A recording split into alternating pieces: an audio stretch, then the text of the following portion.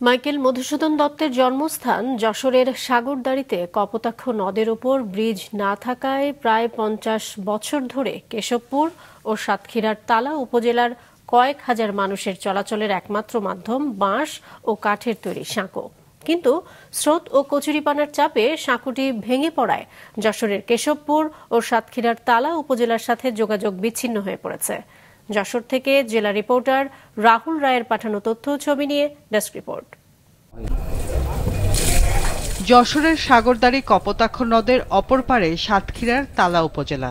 কম সময়ে ও সহজে যাতায়াতের জন্য স্থানীয়রা এই রুট ব্যবহার করে থাকেন, কিন্তু প্রায় 50 বছরেও কোনো ব্রিজ নির্মাণ না হওয়ায় স্থানীয়রা নিজেদের উদ্যোগে কাঠ ও বাঁশ দিয়ে নির্মাণ করেন সাঁকো।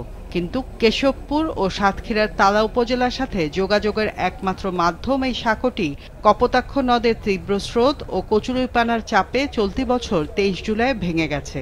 এতে চরম দুর্ভোগে পড়েছেন দুপারের শিক্ষার্থী, ব্যবসায়ী ও সাধারণ মানুষ। আমাদের এই সাঁকোটা বারবার ভেঙে যাওয়ার কারণে অর্থনৈতিক দিক দিয়ে মানুষ চরম বিপর্যয়ের মধ্যে আছে। এই যে হাজার হাজার ছাত্রছাত্রী সবাই মনে করেন এখানে এসে দাঁড়ায় সে ক্লাস শুরু হয়ে যায়, আধা ঘন্টা 1 ঘন্টা এমন দাঁড়াইতে হয়। মোটরসাইকেলের সামনের মাঠ গাছের চাকা ওই নৌকায় বেঁধে মানে ভেঙে যায়। এই গতদিন আমার পার হতেছি দেখেন ওই ভেঙে গেছে। আর এই যে কত কষ্টকর জীবনযাপন, এইভাবে চলাচল করা যায় না। সাঁকো না থাকায় নৌকায় যাতায়াত করতে গিয়ে শিক্ষার্থী, শিক্ষক সহ বিভিন্ন পেশাজীবী মানুষ সময় মতো গন্তব্যে যাতায়াত করতে পারছেন না। এছাড়া উৎপাদিত কৃষি সহ অন্যান্য পণ্য বাজারজাত করতে পারছেন না তারা। সমস্যার স্থায়ী সমাধানে অবিলম্বে সেতু নির্মাণের দাবি ভুক্তভোগীদের।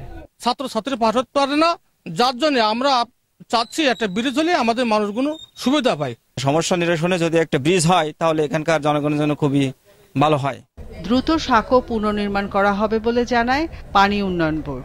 আমরা 2 উপজেলা প্রশাসন এবং এলাকাবাসী সকলকে সাথে নিয়ে আমরা নিজেরা উদ্যোগ নিয়ে যে ক্ষতিগ্রস্ত ব্রিজটি, কাঠের ব্রিজটি, সেটাকে পুনঃমেরামত করে 2 উপজেলা যোগাযোগ ব্যবস্থা আবার স্বাভাবিক করা উদ্যোগ গ্রহণ করেছি। আশা করছি খুব তাড়াতাড়ি 2 উপজেলার ভিতরে কাঠের সেতুটা ঠিক হয়ে যাবে এবং উপজেলার ভিতরে যাতায়াতের ব্যবস্থাটা আবার সুগম হবে। সাঁকো নয়, 2 উপজেলাবাসীর যাতায়াতের সমস্যা সমাধানে সেতু নির্মাণের দাবি 2 পারের মানুষের।